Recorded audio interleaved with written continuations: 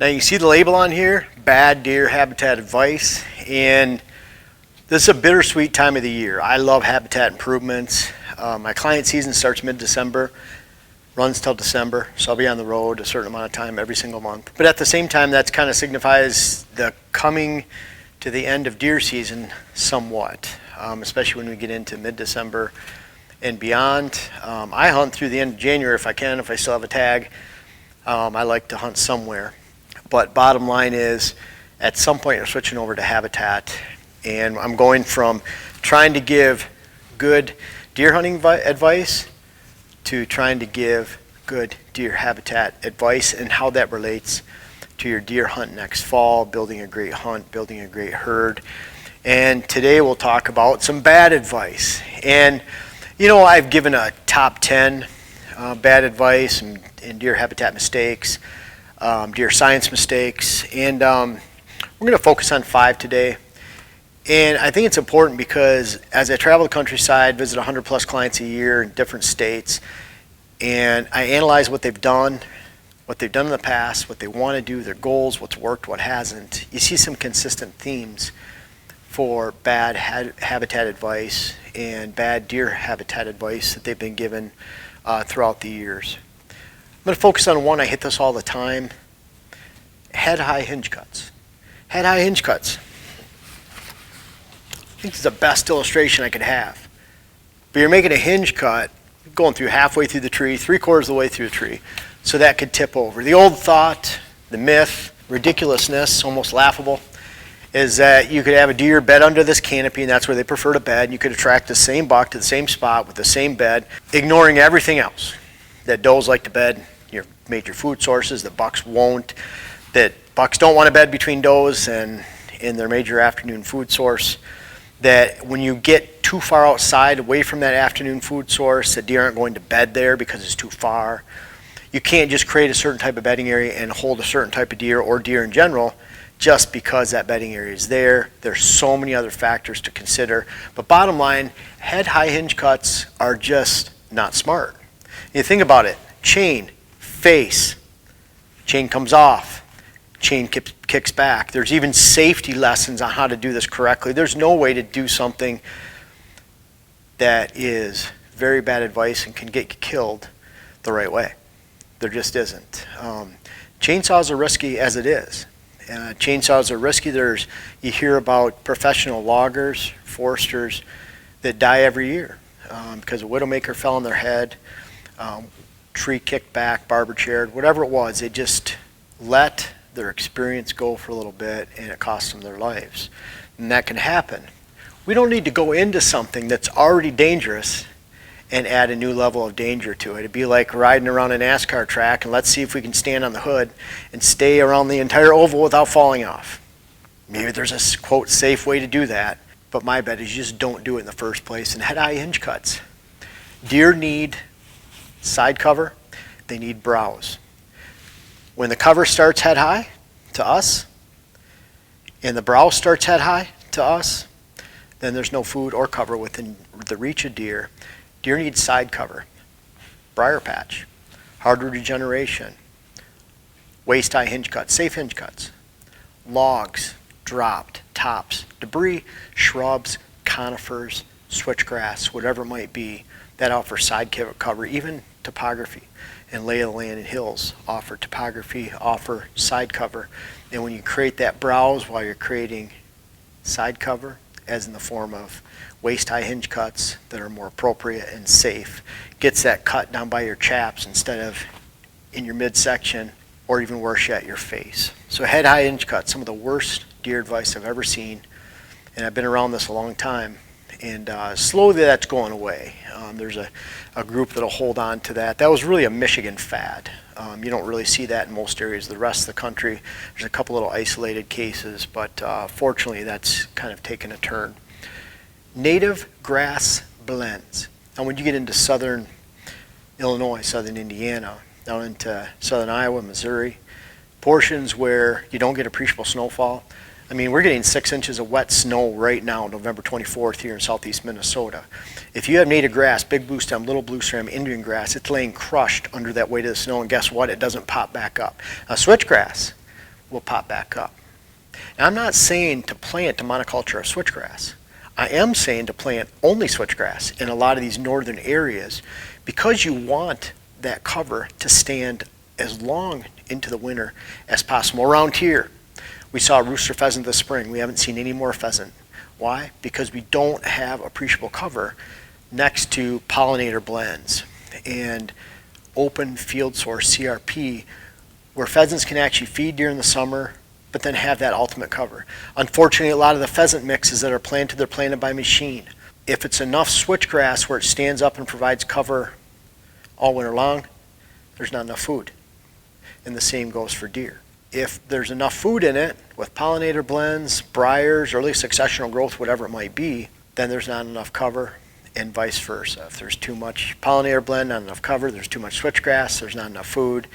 So the answer is to plant strips or pockets of solid switchgrass adjacent to early successional growth, pollinator blends that allow small critters and deer to actually browse and have food, but then also to have that ultimate source of cover in the switchgrass. Unfortunately, a lot of mixes, native grass blends and mixes, don't stand up to the weight of snow. And even if it's down for just a month or two, your pheasants are gone, your rabbits are hit by birds of prey, and by the way, there's no cover for deer. So native grass blends, when you get down to the center of the country and south, they often work because you don't have those winters where it's going to crush that cover down. But when you get up here, you want to have a pheasant patch, you want to have a sustainable population of pheasants that actually has enough cover to live all winter. You want to have enough cover for deer that actually stands, that deer can burrow into, get a little thermal protection. You have to have that complete planting of switch here, and then those pollinator blends over here, flowers, forbs, forages, briars, early successional growth, whatever it might be. You have to have those separate.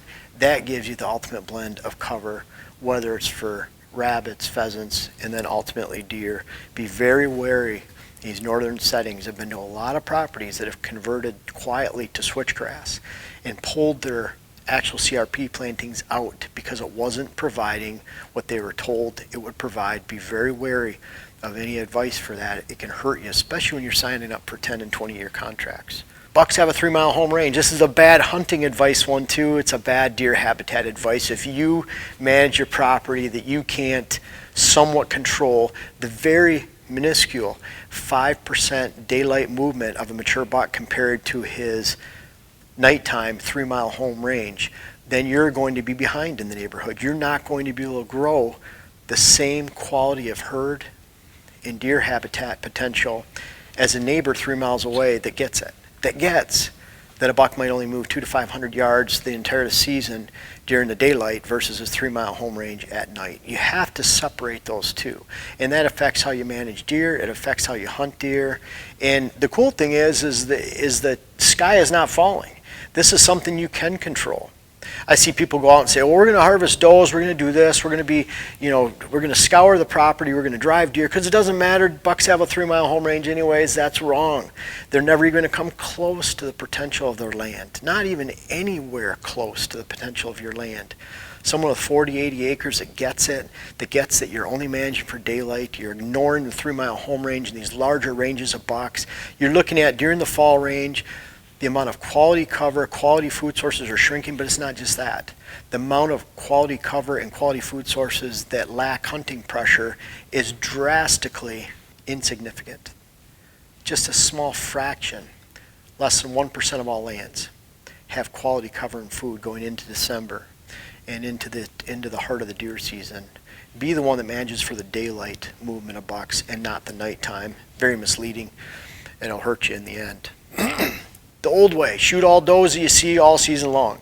I see people going out in Michigan on the 15th, 16th of November. I shot a doe, I'm helping the herd. Well, for one, just because you're shooting does doesn't mean you're helping the herd.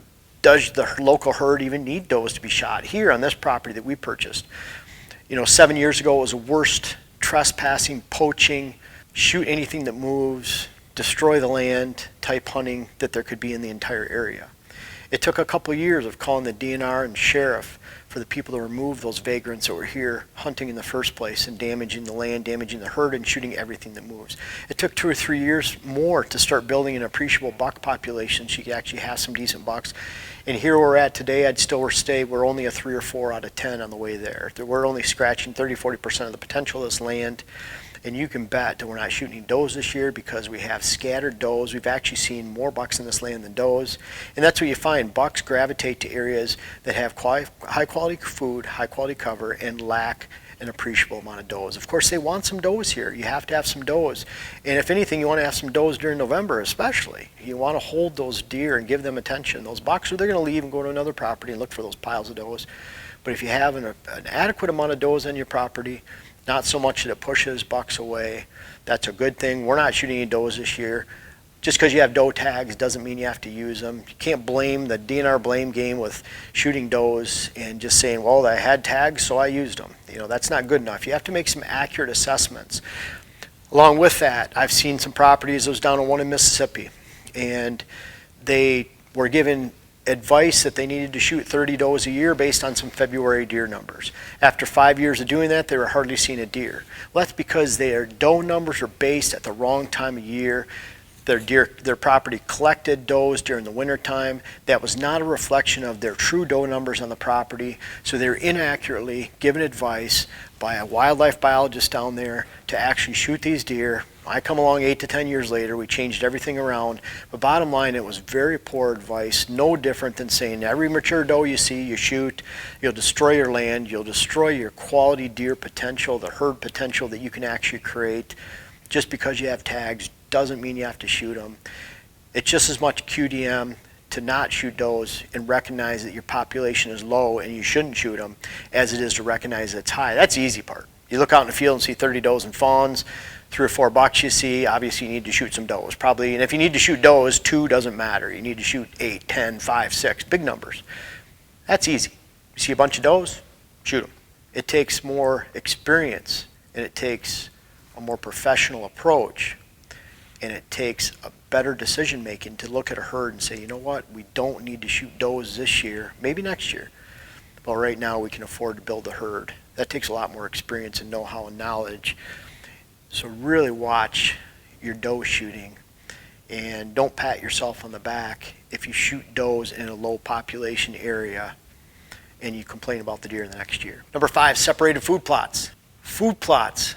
If you're trying to actually build a herd on your property, you don't want to have a food plot of beans here, brassica here, corn here, clover here.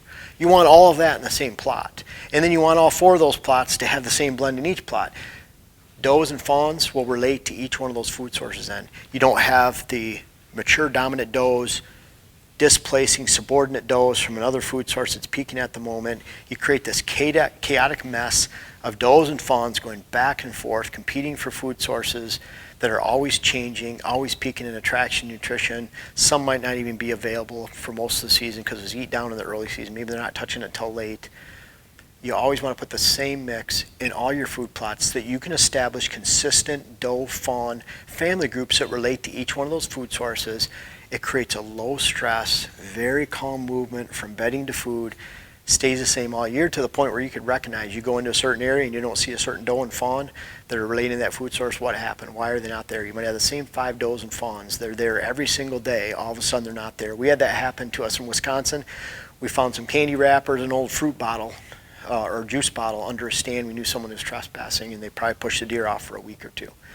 So it should be that consistent. And when you have that consistency on a property, and you have all these little micro movements, what I found is mature bucks relate to each one of those micro movements, and you have different mature bucks that relate to each one of those mature bucks or movements, micro movements. So instead of this chaotic mess of does and fawns pushing each other all over the place and limiting the amount of bucks you can actually have on the property, especially older ones that cannot tolerate that stress, then you have individual bucks that slot in happily, calmly, in a low stress atmosphere that relate to each one of those movements. You can fit more mature bucks on your land. You can fit more does and fawns. You keep the doe herd happy, stress-free, and you can build a herd. And guess what? If you have a quality herd, you built a great herd, and you have a great herd, and they're well spaced, your property's efficient, You're using all corners of your property. You can still access, get in and out of stands without spooking deer. You're going to have a great hunt. You can't have a great hunt without a great herd. You can't have a great herd without a great hunt. The two go together.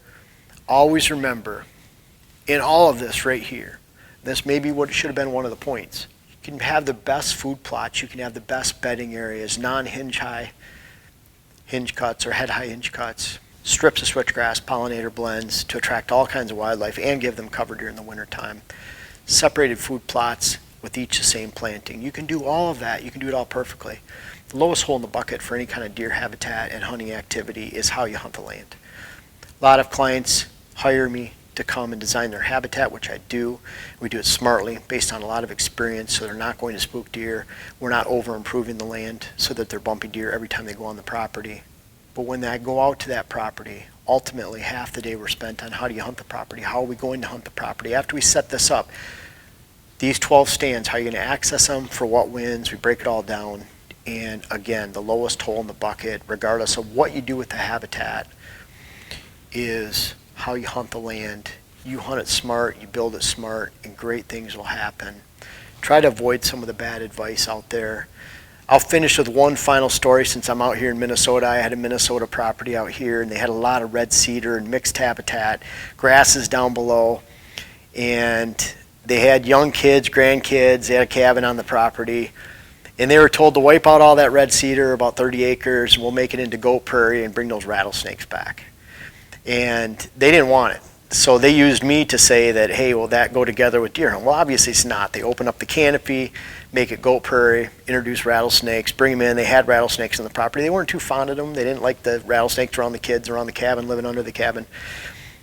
And I literally had the wildlife biologist from this area call me and say, hey, this is the natural habitat, rattlesnakes. We need to bring it back to this area.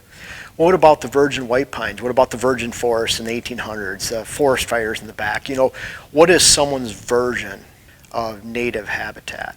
I look at it like, if you love the land, you leave the land better off from the way you found it. You actually have quality purposes and design. Again, you're not going to focus on just a quality hunt and shooting big bucks without focusing on a quality habitat and a quality herd. You have to have all of that together. Just make sure that you're following advice that actually fits with your goals and your objectives. Don't slam anybody else for their goals and objectives. Enjoy the land. Have a great time. Try to find actual deer habitat advice that works for you. That's what I try my best to do based on a lot of experience. I keep learning on every property I go to, and I try to bring it to you and ultimately try to make you become a better deer habitat manager, deer manager, and ultimately a better hunter this fall. Well, if you made it to the end of this video, you're obviously interested in whitetail habitat solutions, what I have to teach, and you will love my new web class series. The first one is how to design your whitetail property. It's out now. The link is in the description. I invite you to check it out. It's on my website. Can't wait to hear about it.